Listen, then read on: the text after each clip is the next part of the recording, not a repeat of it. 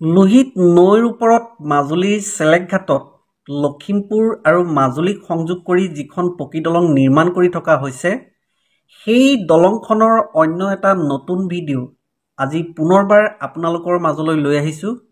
আপোনালোকে ভিডিঅ'টো শেষলৈকে চাব। তাৰ আগতে আপোনালোকক মই কৃতজ্ঞতা জ্ঞাপন কৰিছোঁ, যিহেতু আপোনালোকে মোৰ চেনেলত আপলোড দিয়া আটাইকেইটা ভিডিঅ' আপোনালোকে চাইছে। ভিডিঅ'কেইটা চাই ভিডিঅ'কেইটাত লাইক কৰিছে, কমেণ্ট কৰিছে, ভিডিঅ'কেইটা আপোনালোকৰ বন্ধুবৰ্গৰ মাজত শ্বেয়াৰ কৰিছে আৰু মোৰ চেনেলটোও আপোনালোকে ছাবস্ক্ৰাইব কৰিছে। সেয়ে আপোনালোকক মই কৃতজ্ঞতা জ্ঞাপন কৰিছোঁ।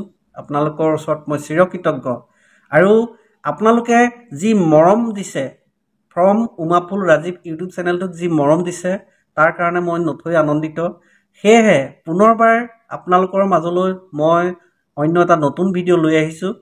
এই ভিডিঅ'টো আপোনালোকে শেষলৈকে চাব আৰু ভিডিঅ'টো চাই যদি ভাল পায় তেন্তে লাইক, কমেণ্ট, শ্বেয়াৰ কৰিব আৰু প্লিজ মোৰ চেনেলটো ছাবস্ক্ৰাইব কৰিব আৰু কাষতে যিটো বেল আইকন আছে সেই বেল আইকনটো প্ৰেছ কৰি অল কৰি ৰাখিব, যাতে মই আপলোড দিয়া সকলোবিলাক ভিডিঅ'ৰ ন'টিফিকেশ্যন আপোনালোকে সকলোতকৈ আগতেই লাভ কৰি থাকিব পাৰে। বন্ধুসকল, আপোনালোকে দেখা পোৱা এই দলংখনৰ মুঠ দৈৰ্ঘ্য হৈছে 702 মিটাৰ। এই দলংখনত মুঠ 21টাকৈ পিলাৰ নিৰ্মাণ কৰা হৈছে। বৰ্তমান পিয়েৰ কেপ আৰু গাৰ্ডাৰ নিৰ্মাণৰ কাম চলি আছে, গতিকে আপোনালোকক পিয়েৰ কেপ আৰু গাৰ্ডাৰ নিৰ্মাণৰ কাম দেখুৱাবলৈ চেষ্টা কৰিম। তাৰ আগতে পিয়েৰ কেপ কোনটোক কয় বা গাৰ্ডাৰ কোনটোক কয় সেয়া আপোনালোকক দেখুৱাই ল'ব বিচাৰিছোঁ, যাতে আপোনালোকে ভিডিঅ'টো চোৱাত কোনো অসুবিধাৰ সৃষ্টি নহয়। সেইকাৰণে আপোনালোকক পিয়েৰ কেপ আৰু গাৰ্ডাৰ এই দুটা মই দেখুৱাবলৈ চেষ্টা কৰিছোঁ। আপোনালোকে চাওক, এই সন্মুখত যে দেখা পাইছে, এই খুঁটাটো দেখা পাইছে, এই খুঁটাটোকে পিয়েৰ বুলি কয়। এই পিয়েৰটোৰ ওপৰত চৰাইৰ ডেউকাৰ দৰে দুখনকৈ প্লেট লগোৱা হৈছে। আপোনালোকে চাওকচোন, এই যে প্লেট লগাইছে, প্লেট লগোৱাৰ ওপৰত তেওঁলোকে ধুনীয়াকৈ ৰড গাঁঠিব। ৰড গাঁঠি আকৌ চাৰিওফালে থিয়কৈ প্লেটবিলাক বহুৱাই দিয়া হ'ব।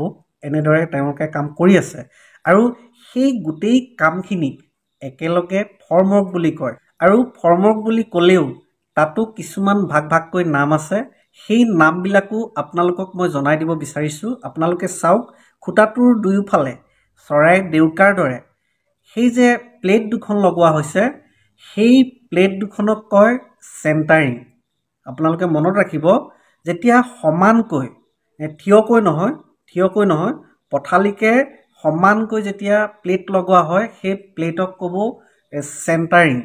আৰু সেই প্লেট দুখনক যিবিলাকে ধৰি আছে, আপুনি যে ছাপৰ্টাৰবিলাক দেখা পাইছে, ছাপৰ্টাৰ লগোৱা হৈছে, সেই ছাপৰ্টাৰবিলাকক কয় ষ্টেজিং।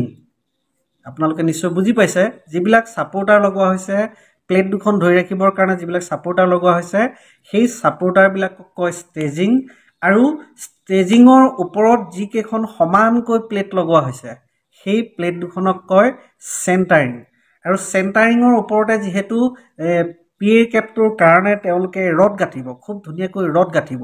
আৰু ৰড গাঁঠি হোৱাৰ পাছত চাৰিওফালে সেই ৰডবিলাক ঢাকি দিবৰ কাৰণে, লুকুৱাবৰ কাৰণে চাৰিওফালে ধুনীয়াকৈ আকৌ প্লেট লগোৱা হ'ব। সেই চাৰিওফালে থিয়কৈ যিবিলাক প্লেট লগোৱা হ'ব, সেইবিলাকক ক'ব চেটাৰিং। এতিয়া আপোনালোকে নিশ্চয় বুজি পাইছে, যিবিলাক সমানকৈ একদম সমান্তৰালকৈ যিবিলাক প্লেট লগায় সেইবিলাকক কয় চেণ্টাৰিং, আৰু থিয়কৈ যিবিলাক প্লেট লগায় সেইবিলাকক কয় চেটাৰিং। এই চেটাৰিং, ষ্টেজিং, এই গোটেই কামখিনিক, ৰড গঁঠালৈকে গোটেই কামখিনিক একেলগে ফৰ্মৱৰ্ক বুলি কয়। আৰু ফৰ্মৱৰ্ক শেষ হোৱাৰ পাছত তেওঁলোকে ইয়াতে কংক্ৰিট ঢালি দিয়ে, ঢালাই মাৰাৰ পাছতে এই পিয়েৰ কেপটো নিৰ্মাণ হ'ব। এনেকুৱা আটাইতকৈ ভাল কথা, 3টাকৈ পিয়েৰ কেপ ইতিমধ্যে নিৰ্মাণ কৰা হৈ গৈছে। মই পুনৰ কৈছোঁ, 3টাকৈ পিয়েৰ কেপ নিৰ্মাণ কৰা হৈ গৈছে। আৰু এনেকুৱা বহুকেইটা পিয়েৰ কেপ নিৰ্মাণ কৰিবৰ কাৰণে তেওঁলোকে ফৰ্মৱৰ্কৰ কাম কৰি আছে। এতিয়া আপোনালোকক গাৰ্ডাৰ কোনটোক কয় সেয়া দেখুৱাবলৈ চেষ্টা কৰিছোঁ। আপোনালোকে চাওক, এই ধুনীয়াকৈ থিয়কৈ যে বহুত ওখকৈ আৰু বহুত দীঘলকৈ চিৰিটোৰ নিচিনাকৈ নিৰ্মাণ কৰা হৈছে, সেই চিৰিটোৰ সদৃশ সেইটোকে, এইডাল আপোনালোকে সন্মুখত ভালকৈ চাওক, এইডালক কয় গাৰ্ডাৰ। আৰু যেতিয়া এটা পিয়েৰ কেপ নিৰ্মাণ কৰা হৈ যাব তেতিয়া সেই দুটা পিয়েৰ কেপৰ মাজত এনেকুৱা গাৰ্ডাৰ উঠাই দিয়া হ'ব। দুটা পিয়েৰ কেপৰ মাজত ছডালকৈ গাৰ্ডাৰ উঠাই দিয়া হ'ব। দুখন ক্ৰেন থাকিব, দুখন ক্ৰেনে একেলগে দুয়োটা মূৰে দাঙি খুব ধুনীয়াকৈ দুটা পিয়েৰ কেপত গাৰ্ডাৰবিলাক এনেকৈ উঠাই দিব। তাৰ আগতে আৰু কেইটামান কাম বাকী আছে, আপোনালোকে সেয়া চাওক। মই সুবিধা পাই আপোনালোকক জনাবলৈ চেষ্টা কৰিছোঁ। এই যে পিয়েৰ কেপটো নিৰ্মাণ কৰিছে এইটো হৈ গৈছে অলৰেডি। এই পিয়েৰ কেপটোৰ ওপৰত আপোনালোকে চাওক, এতিয়াও ৰড ওলাই আছে। ওপৰত সৰুকৈ এতিয়াও ৰড ওলাই থকা আমি দেখা পাইছোঁ। এই যে দেখা পাইছে, সেই ৰডবিলাকত আকৌ কিছু কাম কৰিব, কিছু কাম বাকী আছে। তাত যি কাম কৰা হ'ব সেই কামটোকে ক'ব পেডেষ্টেল, অৰ্থাৎ পিয়েৰ কেপৰ ওপৰত পেডেষ্টেল নিৰ্মাণ কৰা হ'ব। আৰু পেডেষ্টেলৰ ওপৰত আৰু কাম আছে, তাত বিয়েৰিং বহুৱাব, তাত বিয়েৰিং লগাব। বিয়েৰিং লগোৱাৰ পাছতহে ক্ৰেনৰ সহায়ত, দুখন ক্ৰেনৰ সহায়ত এই গাৰ্ডাৰবিলাক দাঙি নি সেই দুটা পিয়েৰ কেপৰ ওপৰত বহুৱাই দিব।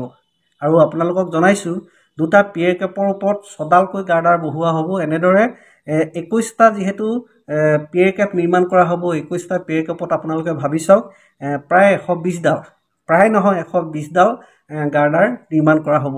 আৰু আজিৰ তাৰিখত প্ৰায় 20ডালমান গাৰ্ডাৰ নিৰ্মাণ কৰা হৈছে। অতি ভাল খবৰ, 20ডালমান গাৰ্ডাৰ নিৰ্মাণ কৰা হৈছে। গতিকে যিমান পাৰে সিমান এই SP Singla Construction Private Limited নামৰ এই কোম্পানীটোৱে, মই পুনৰ কৈছোঁ SP Singla Construction Private Limited, এই কোম্পানীটোৱে যিমান পাৰে সিমান ক্ষিপ্ৰতাৰে কামখিনি কৰি আছে, কামখিনি কৰিবলৈ চেষ্টা কৰি আছে। এফালে যেনেকৈ গাৰ্ডাৰ নিৰ্মাণ কৰিছে, আনফালে পিয়েৰ কেপ নিৰ্মাণ কৰিছে। গতিকে সমান্তৰালকৈ দুয়োটা কাম তেওঁলোকে কৰি আছে। আৰু হয়তো এমাহমানৰ ভিতৰত, মই এমাহ বুলিয়েই কৈছোঁ, এমাহমানৰ ভিতৰত যেতিয়া এই পিয়েৰ কেপবিলাক হৈ যাব, হৈ যোৱাৰ পাছত হয়তো তেওঁলোকে ক্ৰেনৰ সহায়ত গাৰ্ডাৰবিলাক ওপৰত বহুৱাবলৈ চেষ্টা কৰিব। আৰু তেতিয়াই আপোনালোকে দেখা পাব দলংখন হৈ যোৱাৰ নিচিনা এটা চেহেৰা দেখা পাব। আৰু মাজুলীবাসী হিচাপে আমি তাকেই কামনা কৰি আছোঁ, অতি সোনকালে দলংখন হওক তাকেই কামনা কৰি আছোঁ। যিহেতু দীৰ্ঘদিনে আমি যাতায়াতৰ সমস্যাত ভুগি আছোঁ।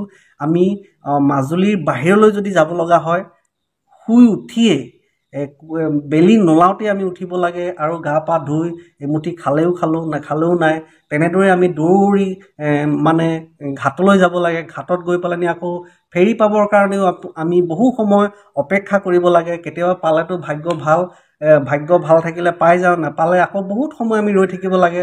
গতিকে সেই যি আমাৰ দুৰ্ভোগ, বা মাজুলীলৈ যিসকল লোক আহে তেওঁলোকেও আমাৰ দৰে একেই কষ্ট ভোগ কৰি মাজুলীলৈ আহিবলগীয়া হয়।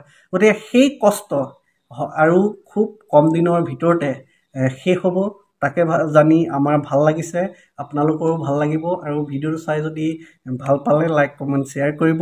আৰু আজিলৈ ভিডিঅ'টো ইমানতে শেষ কৰিছোঁ। অনুৰোধ কৰিছোঁ এনেকুৱা ভিডিঅ' আপোনালোকৰ মাজলৈ আনি থাকিম। গতিকে আপোনালোকে ভিডিঅ'সমূহ চাই থাকিব আৰু ছাপোৰ্ট কৰি থাকিব। Thank U.